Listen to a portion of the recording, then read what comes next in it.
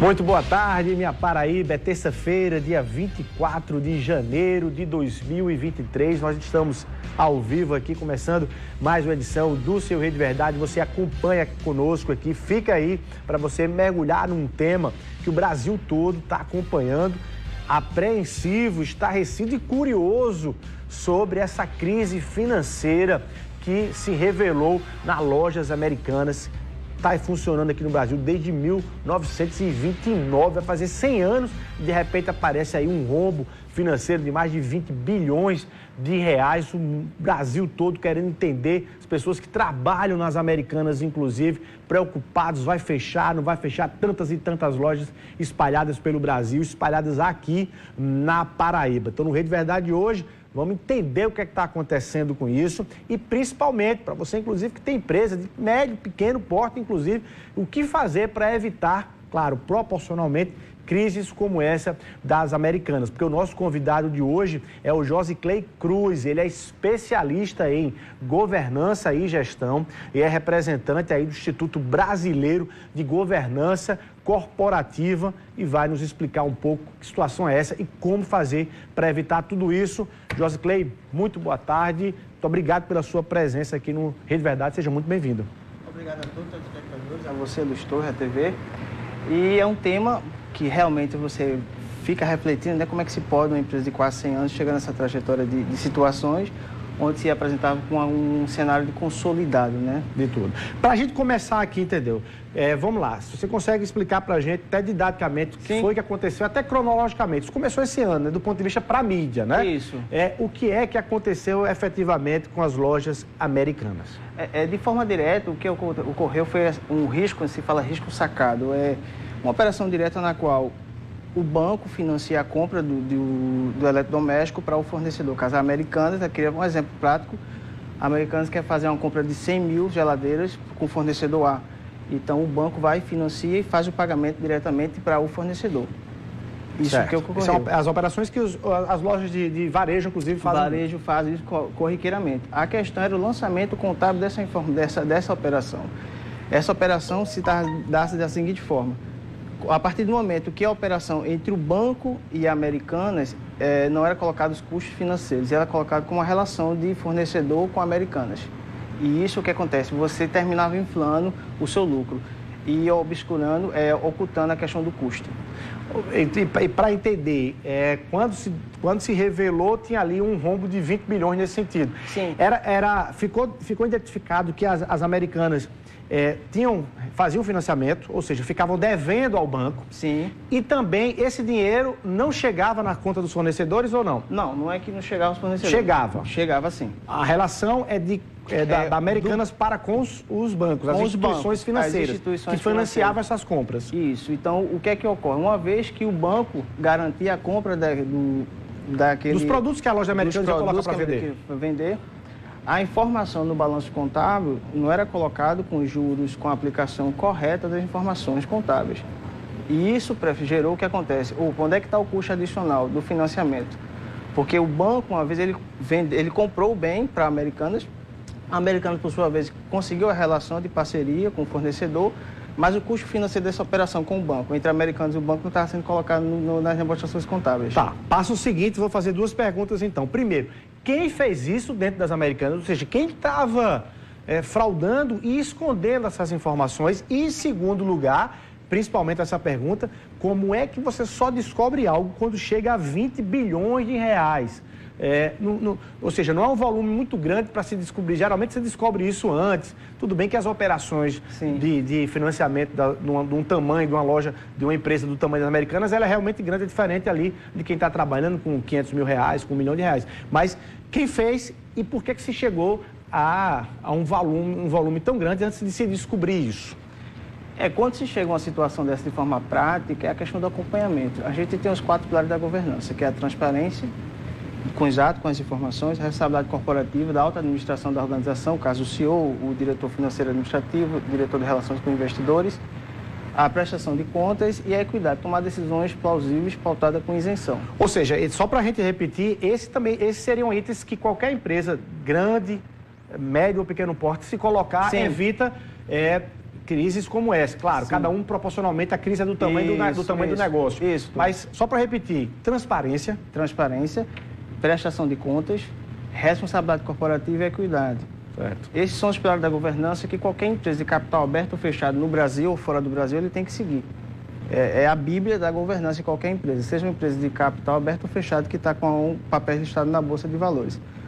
O que é que se avalia dentro desse cenário hoje? A questão da confiabilidade das informações. Quer dizer o quê?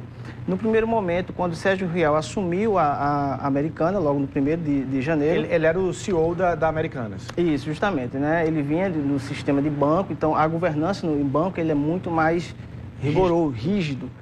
E ele, com boas práticas de governança, quis acompanhar também esse ambiente dentro da Americanas. A partir do momento que ele começou a fazer as entrevistas com a alta administração, começou a identificar as informações contábeis, aí se viu que o cenário proposto naquele momento, antes da entrada, era um. E quando ele entrou dentro da instituição e viu os números, de fato, viu que a informação era outra.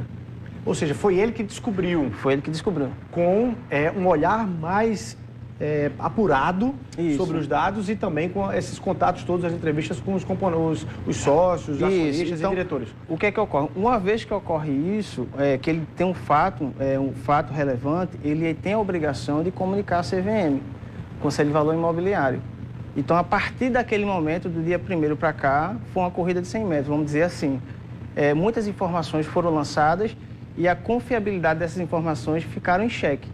Porque uma hora era 20 bilhões, daqui a pouco era 30, daqui a pouco era 40 bilhões.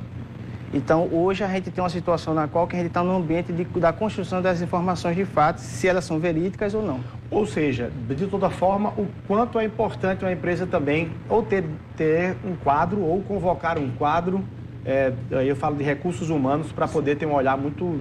ou uma empresa que possa ter um olhar muito mais objetivo, muito mais apurado e aprofundado das suas contas. O que eu digo é o seguinte, se a gente for olhar aquela situação da Americanas, eu acho que é a seguinte pergunta simples, que é perguntar assim, o banco podia perguntar, aquela linha de crédito que eu financiei as compras de aqueles itens que você revende no seu home center, como assim queira, como é que está lançado no balanço contábil? Uma pergunta simples. Simples. Se essa pergunta teria identificado R$1 antes de chegar a 20 bilhões. Isso, muito antes. Agora, são várias informações que a gente vai dentro desse enredo, a gente identifica que a Americanas, nos últimos 10 anos, teve dividendos, diferente de outras empresas de e-commerce, que a gente tem período que tem período que não tem.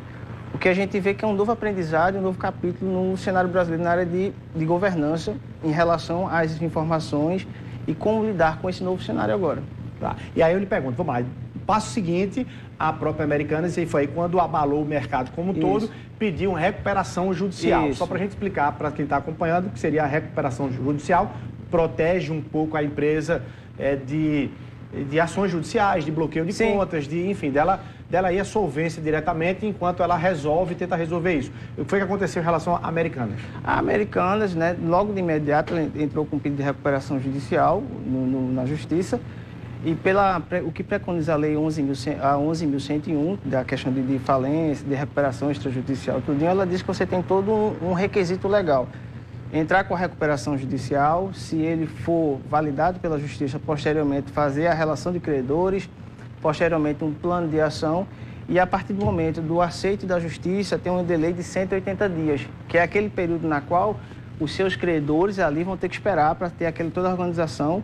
E durante esse período também tem a nomeação do administrador judicial, na qual ele fica como representante legal em conjunto com a alta administração da organização. Agora, fica imaginando que esses credores certamente uma rede muito grande, a gente está falando de Americanas, que vende de forma volumosa. Isso. É uma rede de credores que estão todos prejudicados de início, né? Sim, a gente, levando em números práticos, assim, de forma direta, a gente tem hoje 1.057 fundos, entre fundos de ações e debêntures. Debênture é aquela situação, eu emito um título, né, e daqui a um tempo eu vou receber aquele valor com a correção.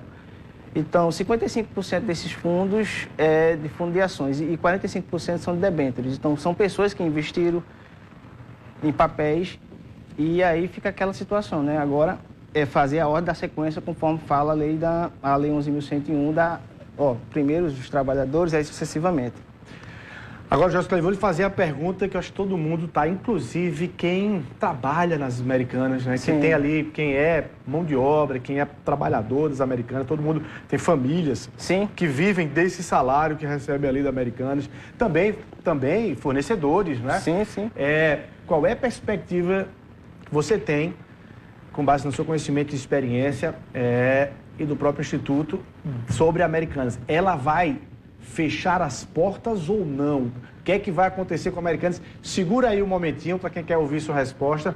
Vou lhe convidar para acompanhar junto conosco a informação de hoje, já que a gente está falando de contas.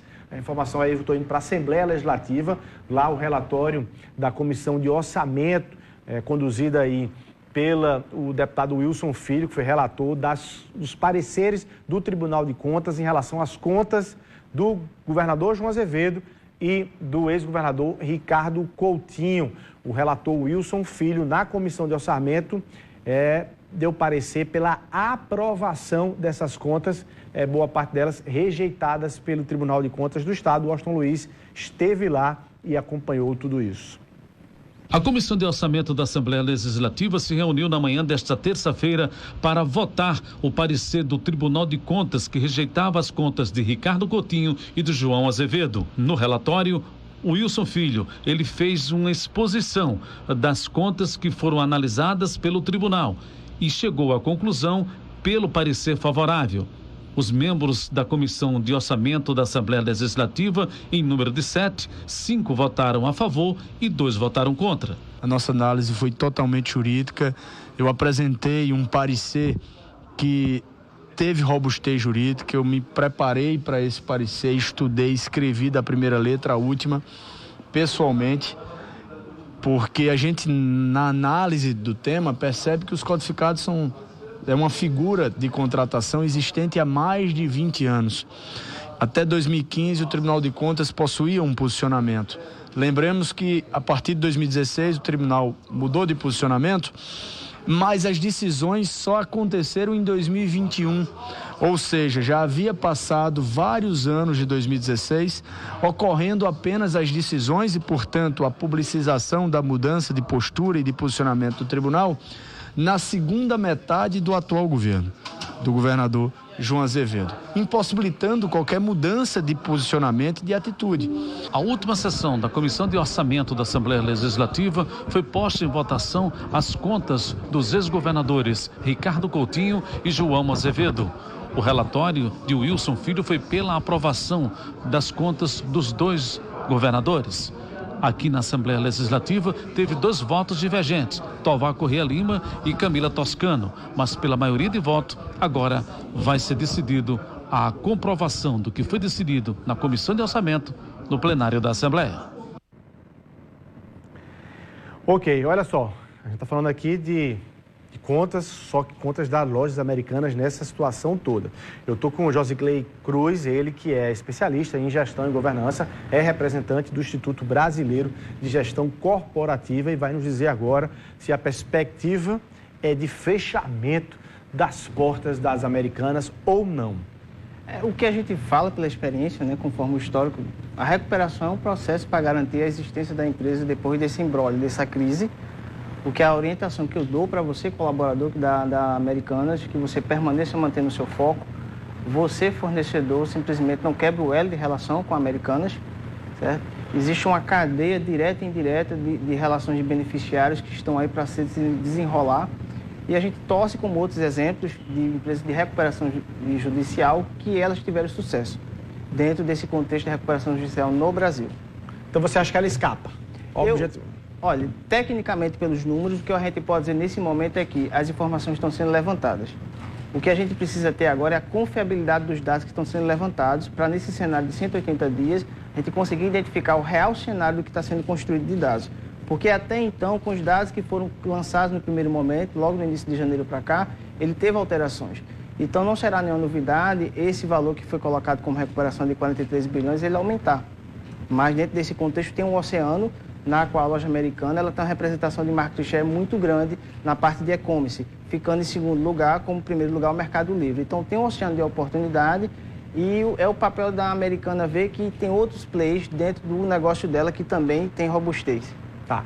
E para evitar, proporcionalmente, naturalmente, que a sua empresa entre também numa situação como essa, acho que é aqueles 4 itens que você citou. De forma direta, a governança no Brasil faz 31 anos que está no Brasil. Então, é um tema muito recente, mas é um tema diário que todo empreendedor de pequeno, médio e grande porte, ele pode exercer.